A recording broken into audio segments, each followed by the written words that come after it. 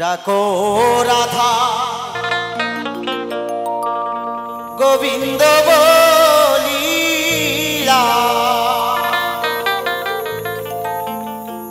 পাষাণ মনোরে ডাকো রাধা গোবিন্দ বলিয়া। আমার মনকে বলছে শ্রীকৃষ্ণ ভজিবার তোর এই সংসারে এসে মিছে মায়ার জালে আবদ্ধ হয়ে বৃক্ষ সম হয়েছে, তাই তো আমার এই মনকে বলছি কি বললেন গানের ভাষায়, ডাকো রাধা গোবিন্দ বলিয়া পাষাণ মনোরে ডাকো রাধা গোবিন্দ বলিয়া ডাকো রাধা গোবিন্দ বলিয়া পাষাণ মনোরে ডাকো রাধা গোবিন্দ বলিয়া। জয় জয় শ্রী গুরু বৈষ্ণব সাই হরি হরি।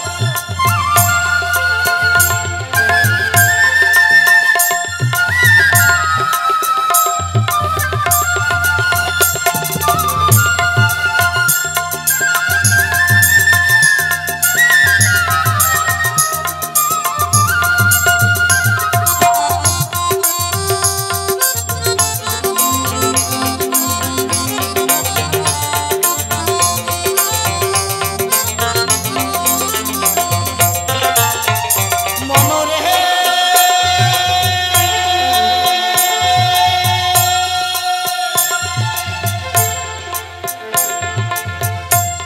ধন জন জীবন যৌবন এসব শুধু নিশির স্বপন, দুদিন পরে রবে রে পড়িয়া।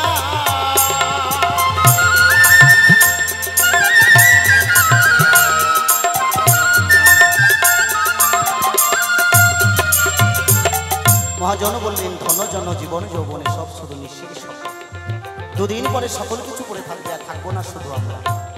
তাই গানের ভাষায় গাইছি, কি বলছে শুধু মনরে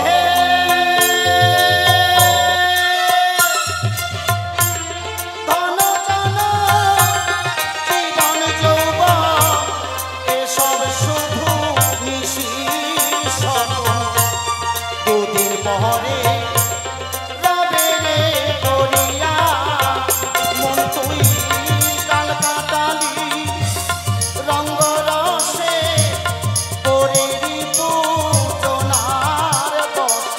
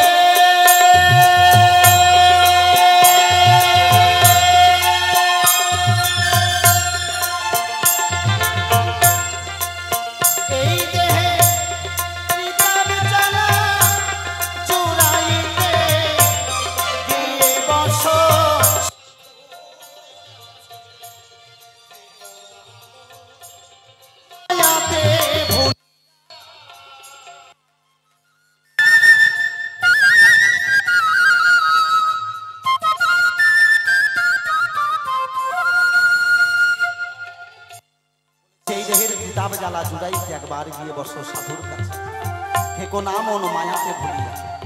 সাধুসঙ্গ সাধুসঙ্গ সর্বশাস্ত্রে কয়, সাধুসঙ্গ লওয়া মাত্র জীবে কৃষ্ণ প্রাপ্তি হয়। যতক্ষণ একটা জীবের সাধু সান্নিধ্য লাভ না হয় ওমা, ততক্ষণ কৃষ্ণ প্রাপ্তি হয় না। তাই গানের ভাষায় মহাজন বললেন, মনরে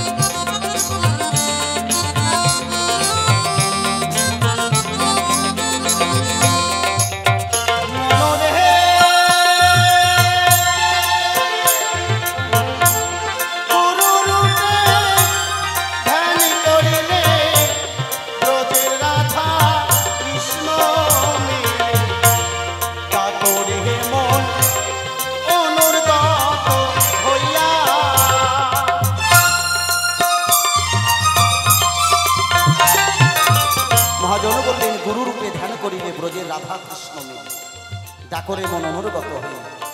গুরু যদি একবার অরূপের স্বরূপ দর্শন করায় মা, জীবের থাকে না যাওয়া আসার ভয়।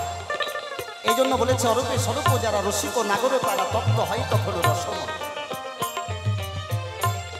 একবার গুরু যদি অরূপের স্বরূপ দর্শন করায়, জীবের যাওয়া আসার ভয় থাকে না। এই জন্য মানব গুরু কল্পতরু জানো তার বিধান।